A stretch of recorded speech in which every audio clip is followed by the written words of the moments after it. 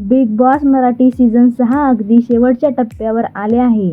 आता आपण पाहिलं तर शेवटचा आठवडा बाकी आहे. 7 ते 8 दिवसांमध्ये आपल्याला बिग बॉसचा विजेता भेटणार आहे. मिळालेल्या माहितीनुसार लवकरच हा शो समाप्त होणार आहे. तर आजचा विषय आहे बिग बॉस सीझन 6 मधून काल अपेक्षा नसलेला स्पर्धक बाहेर गेला. तर अतिशय प्रसिद्ध असलेली स्पर्धक जिने हिंदी आणि मराठी दोन्ही बिग बॉस गाजवलेले आहे. अर्थातच राखी सावंत ही टॉप 6 मधून बाहेर गेली. या गोष्टीची बिलकुल अपेक्षा नव्हती. बिग बॉस मराठी सीझन 6 सुरुवातीपासूनच एवढे हिट ठरत नव्हते. TRP सुद्धा मागच्या सीझनसारखी नव्हती. परंतु पहिली वाईल्ड कार्ड म्हणून राखी घरामध्ये आली आणि घरातील पूर्ण सूत्र हलवली. TRP एकदमच वाढताना दिसते.